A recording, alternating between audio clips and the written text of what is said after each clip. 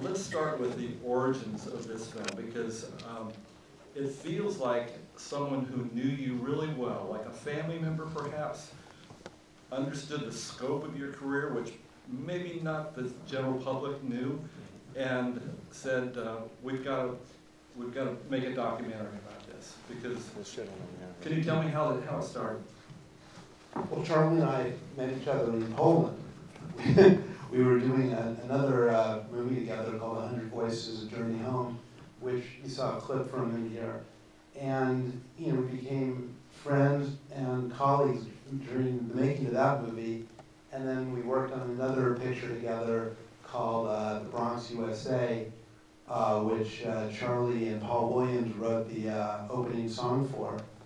And then Charlie was telling me one day that he was invited to Cuba to perform at the Havana Opera House of his Latin music. And I thought, hey, wouldn't that be cool to make a movie of? And that was the genesis. That's how it started. My career, as you may have noticed, started with Latin music, my professional career. And I did a number of records when I was quite young, in my early 20s.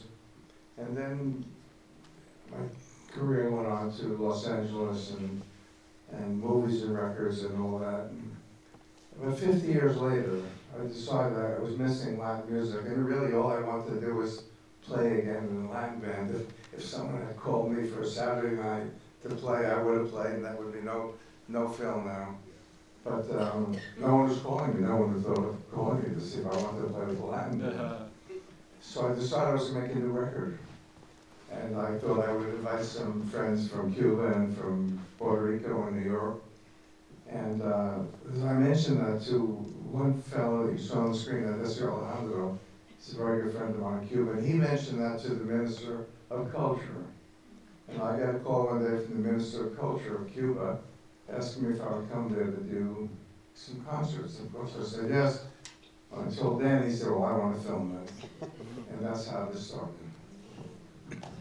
Most documentaries are like pieces of sculpture. You shoot tons and tons of film, and then you find the film in the editing process. That's true. I mean, you start with a timeline, and you have people that you can gain access to, and that kind of dictates it. This one, it kind of felt like one of your songs, to tell you the truth. It really did. I mean, there's a structure to it, but there's room for improvisation. I mean, sometimes you're the narrator, sometimes you're the interviewer, other times other people are interviewing you.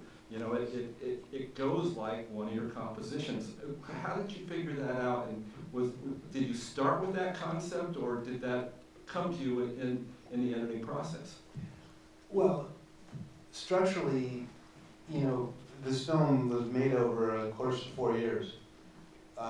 We started it in Cuba, and then Michael and I did another movie in the middle called the Super Bob Einstein movie. And, oh my God. And I believe Bert is here, Bert Einstein, good friend. That's what happens after you make a movie. You become friends with everybody, you hope. And anyway, structurally, we were playing around with a lot of different things editorially. But I always felt that Charlie, when he is with people, it just magic happens.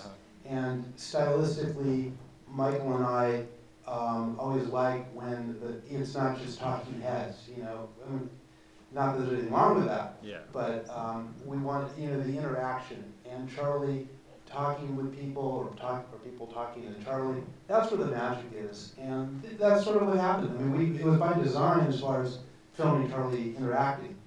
And originally, this movie is only going to be in Cuba. And then he shot 10 days worth of us, more than what you saw, obviously, with vocal groups, with young kids in schools and other musicians. I sat in a lot of bands, and it was just a great time for me.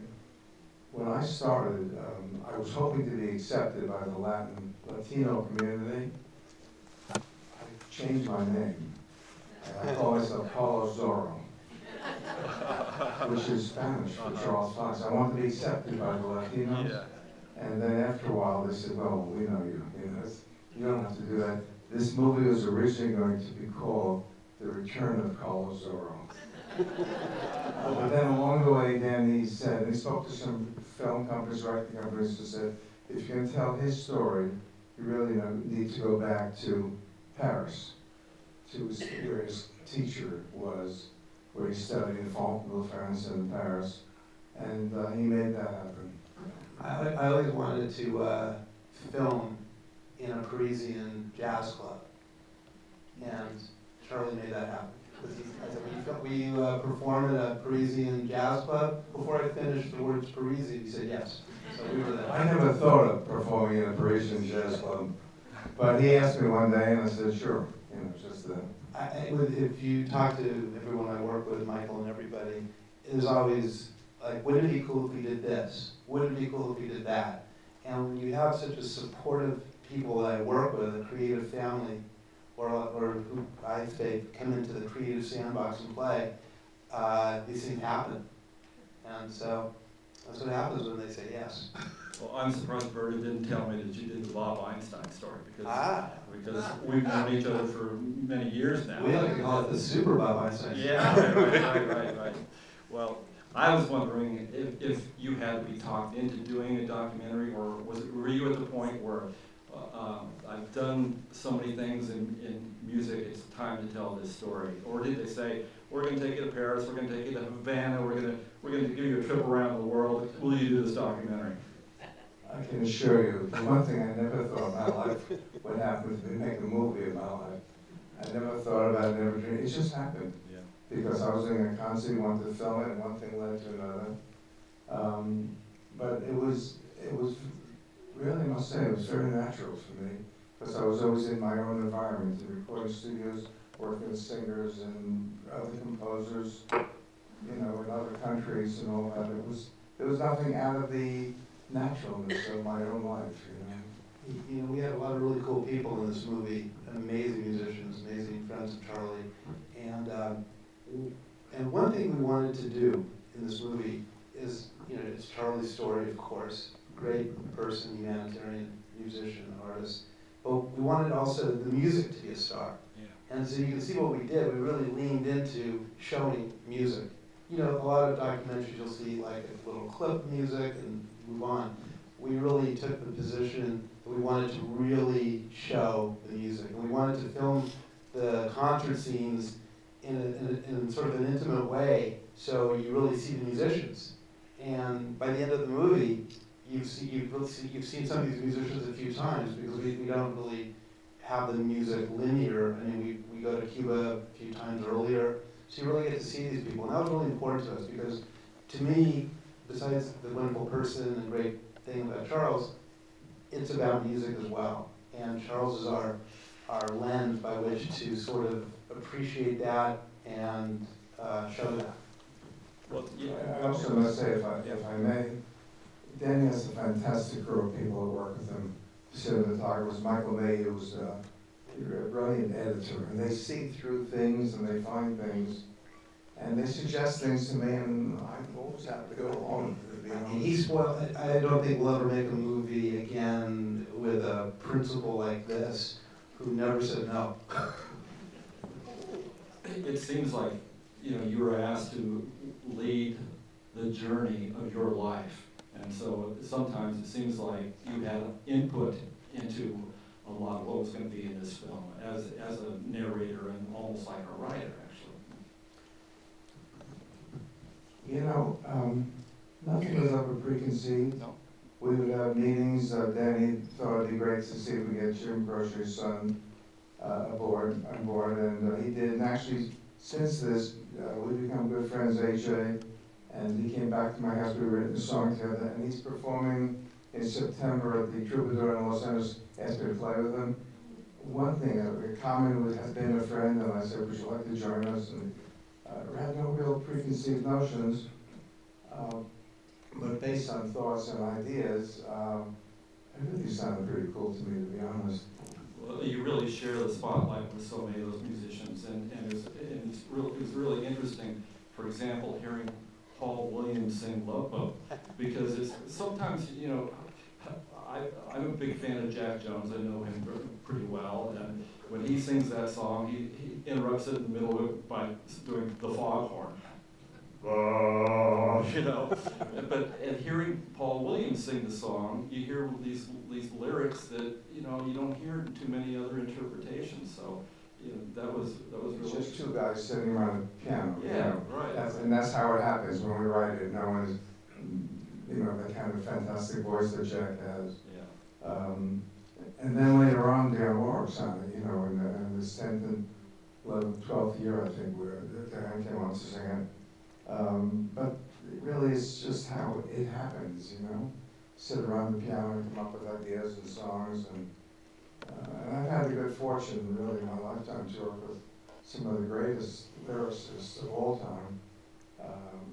Paul Williams, Norman Gimbel, Hal David, and I had a real collaboration for many years, Sammy Kahn. And right now, I just completed a show with Alain Boublil.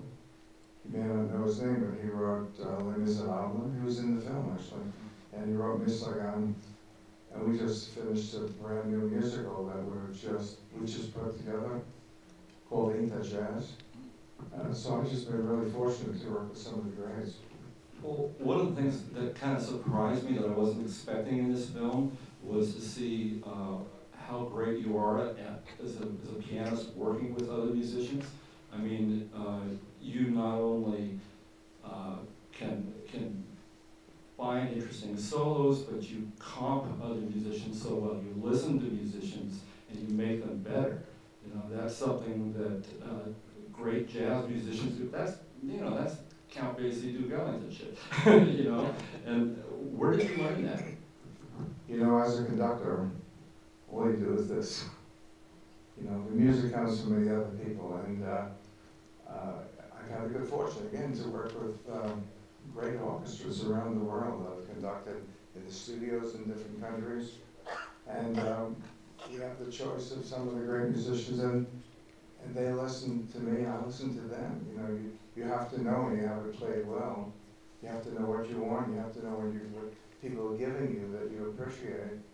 And I love and respect musicians and what they do, because as I say, a conductor just waves his arms, everything comes out of the orchestra. So how you coax them into playing what you want, the right tempo, the right emotion, there's real love and respect. Even conducting is a different art form. I don't think you learned that in Fontainebleau, did you? I mean, that's something that great conductors have a special means of communicating, and they basically interpret other people's work, and you know what the musicians are capable of doing in the rehearsal process. You find an interpretation, but you're interpreting your own work. Yeah. Where did you pick that up? Well, first of all, Pick that up. when I write music, I know what I want. I hear the orchestra playing in my head, so I know what I want. Yeah, as much as I hear in my head, when the real musicians are playing, it sounds better. The very first piece I wrote under the tutelage of, I don't know how many of you know who Nadia Boulanger was, but she's known as the greatest composition teacher of the 20th century. And I never forget how fortunate I was to be involved with her. Aaron Copland was a student 40 years before me, and generations of composers came to her from around the world, including Quincy Jones and Michel Legrand, and generations of great classical composers and jazz musicians. And when I wrote my first piece with her, it happened to be in Fontainebleau that you saw that we had 7 flutes, a string quartet, and a trumpet, and a clarinet. And that's all the musicians that were there. It was mostly composers. And she said, well, you'll have to write a piece for 7 flutes and string. Well, it's an odd combination, to be sure. She said, you'll have to conduct it. And I said, I was 18 years old. And I said, Mademoiselle, I don't know how to conduct. And she said, but you must. You must. A composer must know how to conduct. So I taught for a number of years at UCLA. I had a graduate class in composition. And guess what I said to the students? Who said you didn't have to conduct? I said, but you must. You must learn how to conduct. Because otherwise you sit idly by while the conductor does this, and you think, oh God, I wish it was fast or slow or happy or lovely, and it's the only way you're gonna get the music that you've written the way you want it. So almost by default, you have to learn, so I learned how to conduct. Yeah, I remember interviewing Jimmy Van Heusen one time, and I asked him about the orchestrations, and he said that I don't touch that. You know, I leave that up to the geniuses. So, how about, did you learn more in the academic setting or from other musicians and singers that you worked with? Everyone. Yeah, yeah. And I'm still learning, I'll be honest with you. I'm still learning. And I never take that for granted. There's new things, there's new experiences. I got into electronic music before the synthesizer was invented. I studied at Columbia University for a year with a man named Vladimir Uzachevsky, was one of the originators of it. And when the first Moog synthesizer was invented, I bought one of the first ones right from Robert Moog. I'm just a student of knowing wanting more, you know? Yeah. I interviewed Quincy Jones one time, and he was talking about, you know, he had worked with Count Basie and Sinatra, and he treasured, and Ray Charles, and he treasured that. And then Irwin Green made him vice president of Mercury Records and said, I want you to make some hits. And he thought, being the great musician he was, he thought that would be a simple thing to do. Yeah. And then he discovered it wasn't, and now he's working with Leslie Gore, and so he went from sophisticated music to It's My Party, I'll Cry If I Want To. And was it, how did you feel about going to, from some of the varied types of music that you had created to doing Happy Days and Laverne and Shirley? Did you go into it thinking it was going to be simple, or did you think that it was going to be something that was going to be challenging and rewarding to you in ways besides just materially? I find all that you just said. First of all, when I talked to Quincy, we talked about Nadia Boulanger. He studied with her too. You know, I respond to challenges. When I was asked to do Happy Days, I didn't know anything about the 50s. That was my period growing up, the 50s. But I was really interested in jazz and Latin music and classical and opera.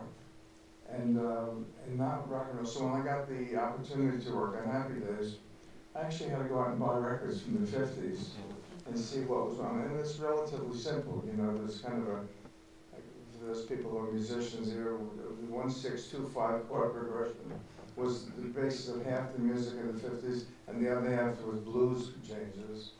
And I got into my ear, but I mean, that's been true with everything I've ever done.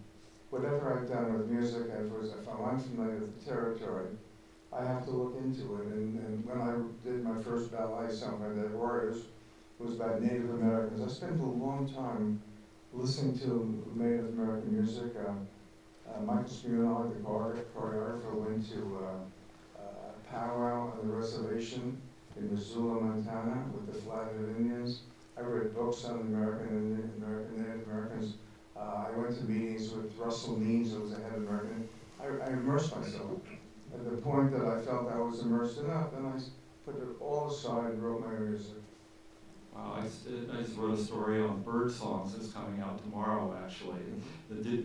How did indigenous or Native American music influence you? I mean, you know, Native Americans have been among the most spiritual people ever on this earth. And they revere all living things.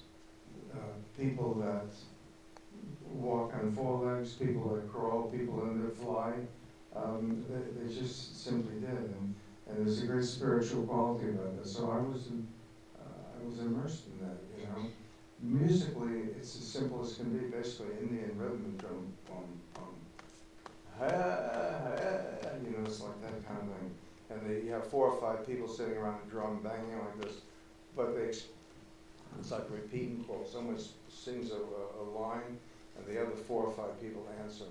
So all that became infused in my own music, but I didn't try to emulate Indian music in any way. It wasn't my world. My world is my world I put together for that particular day, based on the scenario that Michael Spinell and I came up with.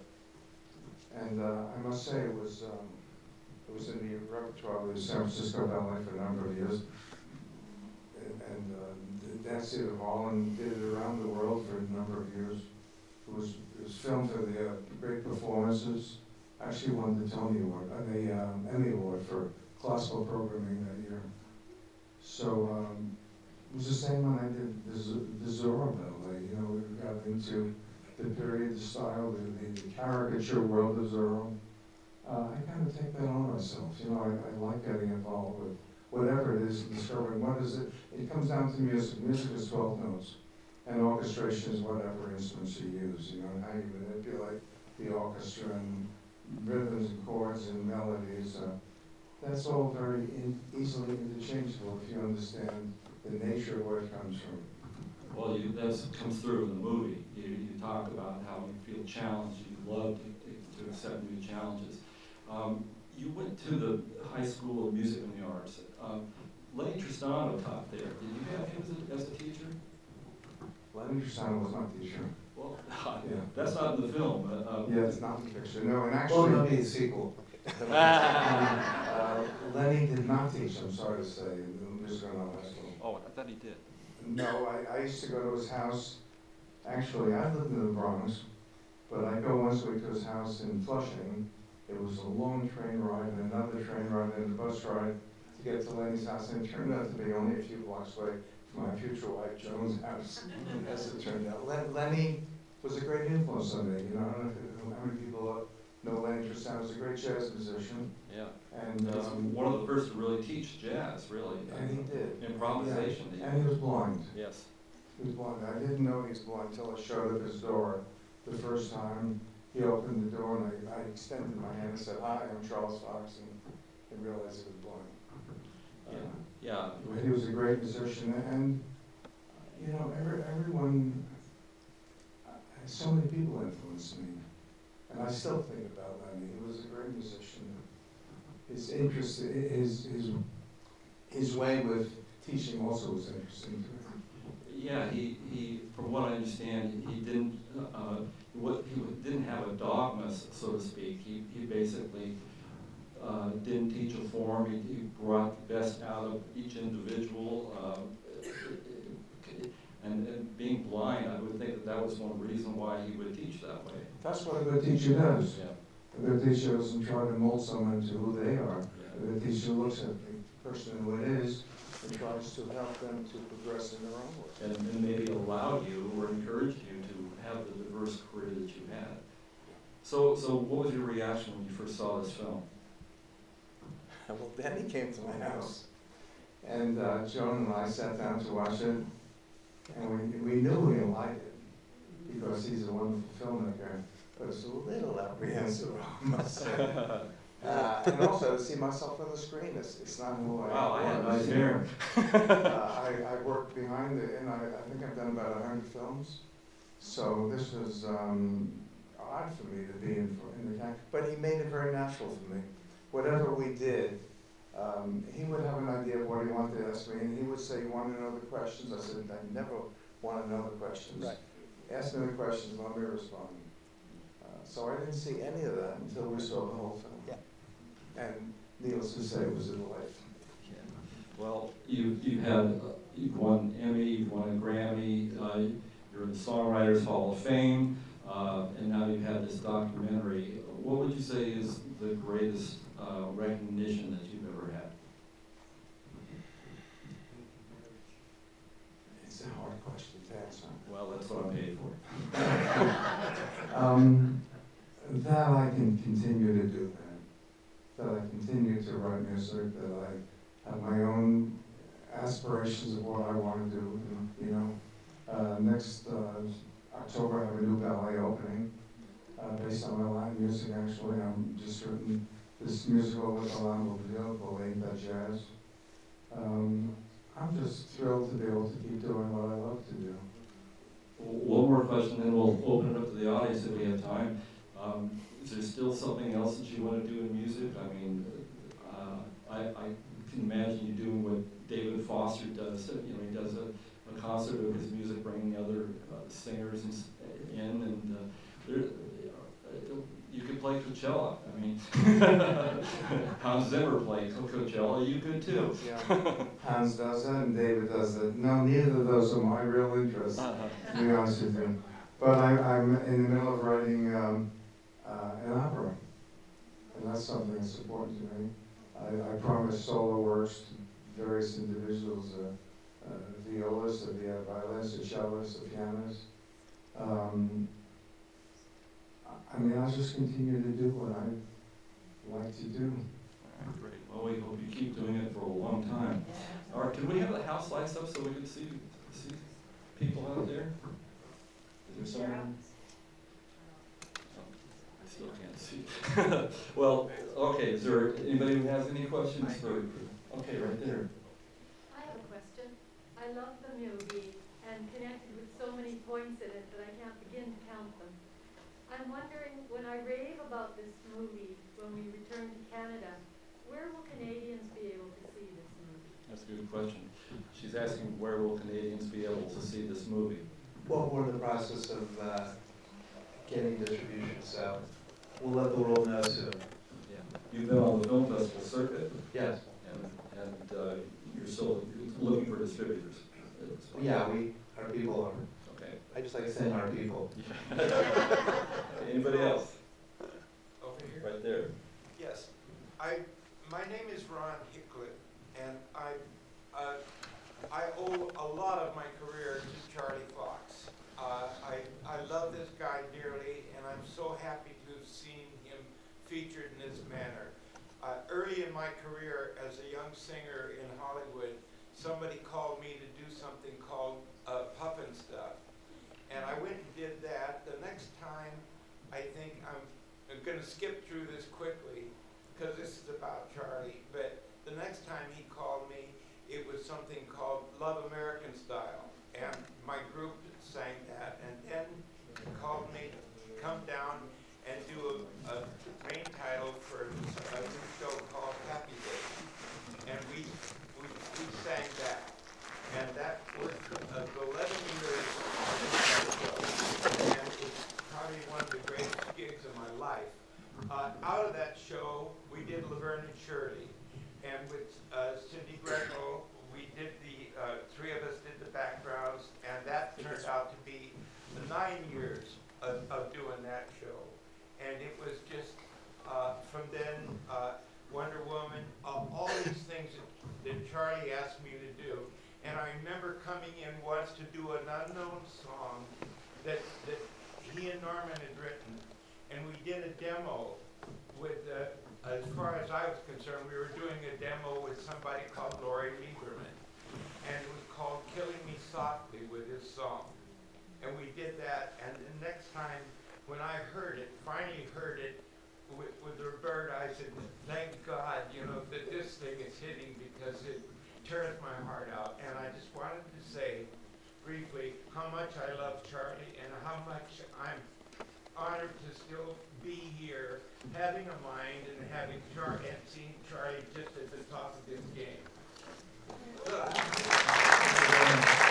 heard everything but. Are you Ron Hicklin? I certainly am. Well, let me tell this wonderful audience, Ron Hicklin is fantastic. I'm so happy to see you. It's been a long, long time. Ron and his group of singers did most of the shows that I did on television. And I'd like to say now, publicly, when we did Love American Style, we originally had the Cowsills. Yes, originally. Original. And after a year, Paramount asked me if I would replace the Cowsills with my own group. And I said, yeah, I'd be happy to do that. So I brought Ron in and his wonderful singers, and we recorded it. And then Paramount said to me, well, who was the group that sang it? I said, we really have no name. He said, why don't you call it the Charles Fox Singers? So we called it, but I'm here publicly to say it was really the Ron Hicklin Singers. Ron, it's very nice to see you. I've thought about you often and the great group of people you perform with, and how nice we share that past. Huh? It was a great career, and thanks to you, I enjoyed it. There's so so many people who live in this area who I'm sure you've interacted with. Have you spent much time in the Coachella Valley? Oh, what was it? Yeah, I'm sure there's so many people that you've interacted with in the music business who live down here now. I was just wondering if you spent much time here in the Coachella Valley. For a while, for a number of years, we had a place in Rancho Mirage. Larry and Beth Pierce are among our great friends. Stanley Jaffe is supposed to be here tonight. He produced Goodbye Columbus, and he wasn't able to come at the last minute. Jack Jones was going to come and wasn't able to come either. Barry Manilow is here, as you know, in the valley. But I do have a friend, David Zippel. Do you know David Zippel? Yeah, very well. Yeah. David's a good friend. We've written a lot of songs together. And he's in New York now. Just had a show open on Broadway, Bad Cinderella with Ben Boyd. Right. All right, any other questions? Yes. First, I want to say thank you so much for making this film, and to the editor who put it together, because I just think it's brilliant. And I think every music school in the country should see it, because it's a wonderful movie as far as the importance of teachers and passing on, the skill set that you received. And I congratulate you for being brave enough to experiment with so many different genres, from opera to the Latin music to the Love Boat. I mean, come on. This is really something. I think that's fabulous. My one question, did you realize when you started the film with going to Havana that you basically had a full circle story, or did the editor realize this, as far as your interest in Latin and music at the very beginning, and how this part of the film, when you began the process, was really your ending in this beautiful circle that is revealed in the film? So that was my question. Thank you very much. Yes, I would say I did come full circle, because I started this, my first interest in music was to play professionally with Latin music, and I did it, and I ended up writing for some of the great Latin bands. I wrote for Tito Puente. I played with this band, and Ray Barreto, and that was an important part of my youth. And then and all those things sort of evolved from jazz to classical music to everything else that I've done. And then, as I say, after 50 years, I felt like I would like to play the piano again in Latin bands. It was really that simple. And Go ahead. no, because from the movie perspective, like we said, we just went to Cuba for 10 or 11 days and filmed. And, we came back and it was good, but, we felt there was more. But us feeling that and wanting to do more was a good thought. But, we were able to, what I like to call some of our executive producers, they're dream makers. They allow us to do what we do. I mean, without them, we can have all the great ideas that we want. But then, was thinking, having read Charles's book, his autobiography, which I recommend, it's available on Amazon, really good read, and that there was so much more to his story, and more that we wanted to tell, and that's was the impetus to what our desire was, and then, getting the resources. This is a completely independent film, and that's why it took 4 years to do, with a pandemic thrown into it, another movie happened in the middle of it, and so we were able to put together the necessary budget to go on and tell the story.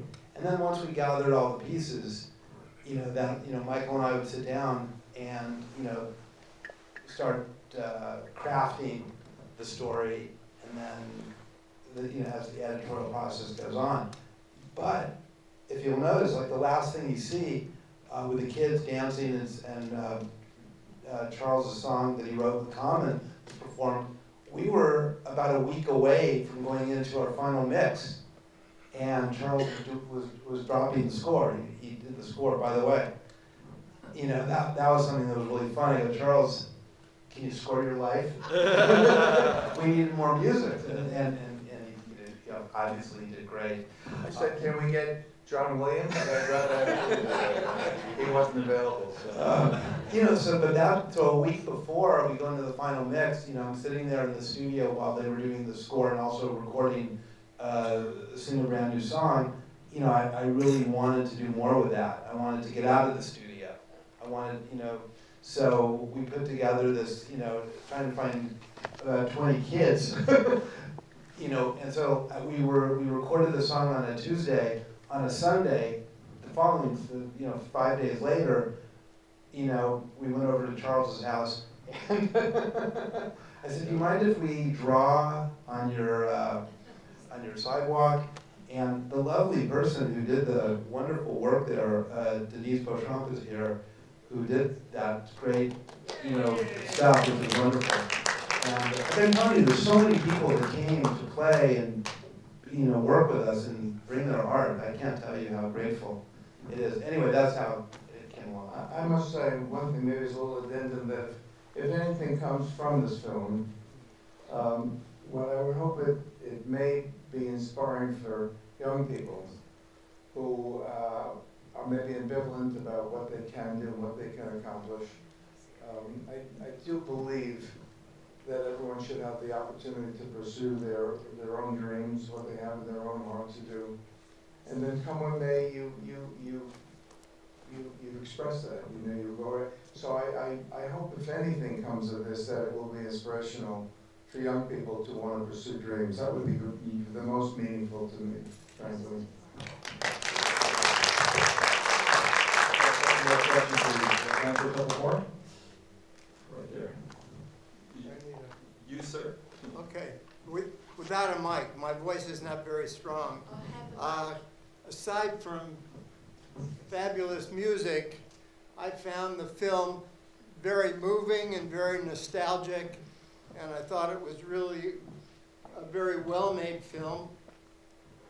One of the better musical biographies I've seen, and a lovely tribute to Charlie. And we did have, you probably wouldn't remember, an opportunity to meet you 50 plus years ago when you came over to our home for dinner.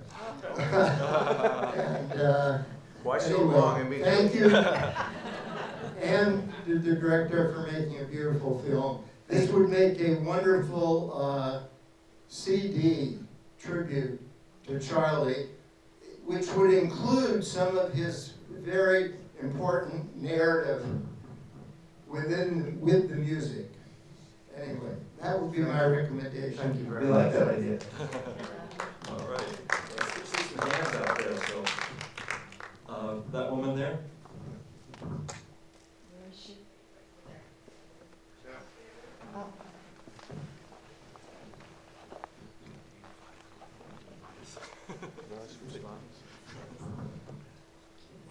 Good evening. Thank you so much for an incredible experience. It took me back to my childhood.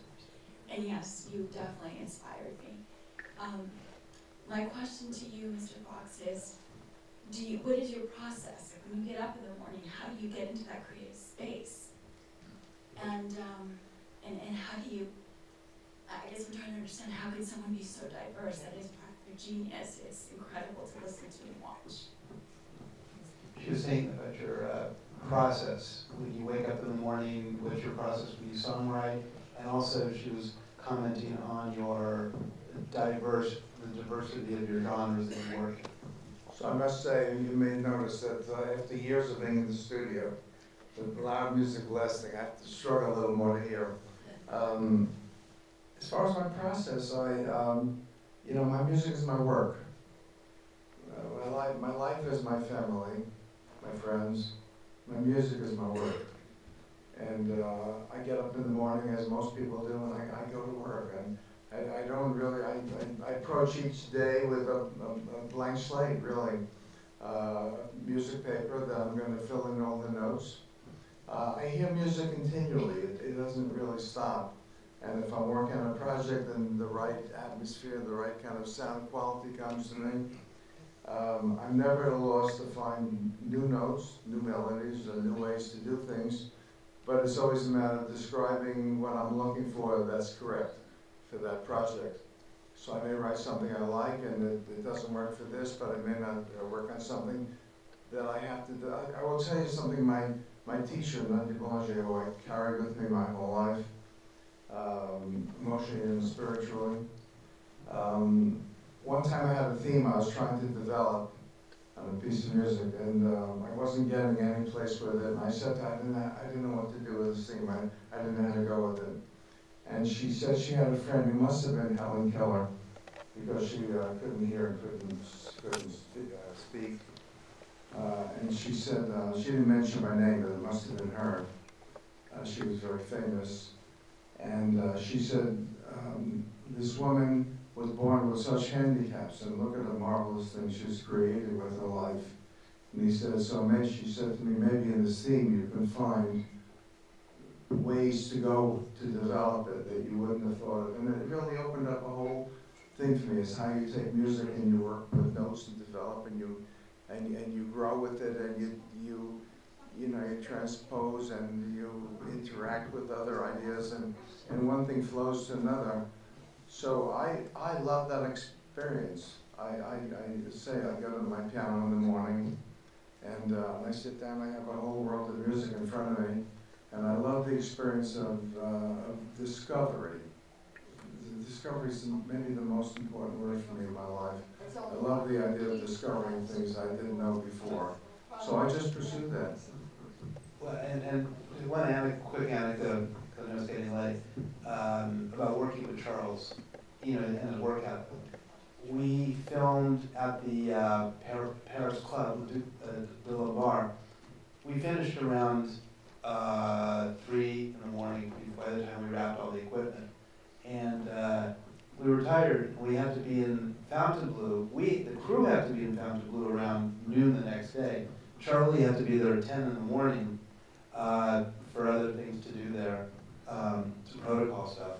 But, so at 3 o'clock in the morning, we're finished 3:30, he goes, hey, I know a great place in Paris for onion soup and wine.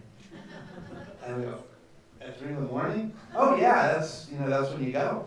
So, so we went at 3, we got back to the hotel around 5:30. We were ready to pass out. I think me and the crew did. Charlie, I don't know, did you go to sleep or did you go right to Fontainebleau? Well, first of all, I'm in Paris. I don't want to sleep in Paris. The place is called Pied de Cochon, which means pig's feet. It's in the Les Halles district. It's been open forever, and it's the only place you need to make a reservation at 3 o'clock in the morning. I'll give you pig's feet, give me the bottle of beer. I'm just curious though, you're talking about the process. There's the old school, the Tin Pan Alley factory, then there's Paul McCartney said that yesterday came to him in a dream. Do you ever have inspiration like that come to you in a dream, or? Honestly, very seldom. I do keep a music notepad next to my bed, and there have been times I get up in the middle of the night and I go write things down, and I very seldom go back to look at it. It gets out of my head, and but it's not my method. It's not my method. All right, maybe one more. Okay, there. Well, I was curious to hear a bit more about your teacher. I was really taken with the story about her helping you budget when you only had $100 a month, and she wasn't worried about any money for herself. She just wanted to make sure the lessons continued. And then also when you were able to visit her again and interrupt her lesson and give her the flowers and how it transported you back, I thought those were really beautiful stories. And clearly she was a very earnest person who seemed to teach and impart what she was trying to impart with such urgency, and affected so many people, and clearly a very singular figure. And I was just wondering if you could talk a bit more about her philosophy, or what drove her, what was she about, and why did she care so much? And Yeah, the question is, can you say a little bit more about Nadia that? Boulanger. So, Nadia Boulanger's sister, Lily Boulanger, was probably the greatest composer of her, well, it's have to say woman composer, because there were very few then. But she was one of the great composers of the early part of the 20th century. She died at age 25. And she won the first Grand Prix de Rome, which is a very coveted award. Debussy won it, for example, before her. This was Nadia's sister. She died at a young age, and Nadia herself was a composer, my teacher. She won the second Prix de Rome, which is also very coveted. But her sister on her deathbed said to Nadia, teach young people how to write music. And so Nadia carried on in her sister's wishes. She had a grand mass for her sister every year of her life, which I attended while I was there. She devoted herself to teaching. She loved life. She loved the most minute things. There could be things I'd do. First of all, she would sit on the piano bench from 8 o'clock in the morning till midnight. She would take a lunch at the piano bench, only leave for dinner. And literally, as I said, I'd sit in the chair next to her, and she'd sometimes whack me like this, and she didn't like what I did. So, mon Dieu, qu'est-ce que tu fais, or something. She lived music, and she understood what made music. She understood what things led to other things. So many things now crossed my mind to be able to answer that question. One time, late at night, could have been 11 or 12 o'clock at night, we were at the piano, and looking at something I had written. There was one singular light going down onto her piano, the Steinway piano, and we were going over this note over and over and over, and she said, you know, people might think it's odd that we spend so much time on a single note, but only you and I know how important that note is. If I would write music quickly, the stem didn't touch the note. It's just, I was just quickly writing. She would say, but my dear, if it's an important note to write, why not have the stem go all the way to the note? Moments like that, little things that I carry with me to this day, to look inside, to find something deeper. I mentioned the word the truth. The truth was the highest ideology that you could achieve in music, because whatever became the truth was unalterable. You put together notes in such a way that they were fixed, and it became truthful. And you could do different notes, but these notes together, this concept. So there's so many little things like that. You know, I'll just tell you that Gershwin came to study with her, and she told me that she had to turn him down because, well, I'll tell you the backstory to that. That Gershwin was a fantastic pianist and a great genius in his own right, as we all know. And he would entertain at parties before he even premiered a piece. He would play it at a party for people. Ravel was once doing a tour of the United States when he wrote Bolero, and somehow he was at the piano with entertaining and playing together in a party. Ravel and Gershwin, if you can imagine that. And after Gershwin always felt that he was limited in his own knowledge. Gershwin's only background in music studying was with what they call the Schillinger system. Schillinger was a mathematician who came up with a musical system of permutations and things, and very numerical. I know a little bit about it because I studied the Schillinger system for a while. I can hear Gershwin's influence with the Schillinger system. But he always felt, it was all a great genius, he always felt like he was missing something, that he hadn't learned enough. So when he was at the piano this one day with Ravel, he said, I want to come to Paris to study composition with you. And Ravel said, no, I'm not the person. Go study Nadia Boulanger. Boulanger was the classmates with Ravel. And best friend, by the way, was Stravinsky, and her teacher was Fauré. Gabriel Ferrer. Those of you know him. So Gershwin came to Paris, and again, I know the story both from Boulanger and from Gershwin's biography, that he came to her to study, and she had to turn him down because she felt, she told me, that he was too well formed in his own world, and that she would hurt him. She didn't know how to help him. She thought whatever she said to him would take him away from what he's already so gifted in. So she said she couldn't teach him. So then the story goes, the rest of it, then he went to Stravinsky, and he asked Stravinsky to teach him. And Stravinsky said, tell me, George, how much do you make a year? And Stravinsky said, I don't know, $500,000. And he said, maybe I should study with you. So that that's some of the things I could tell you. Well, thank you for that question. It was a great answer. I think that should just about do it. Thank you so much. It's been wonderful. Thank you all very much. You're very kind, generous audience, and appreciate it. And thank you very much.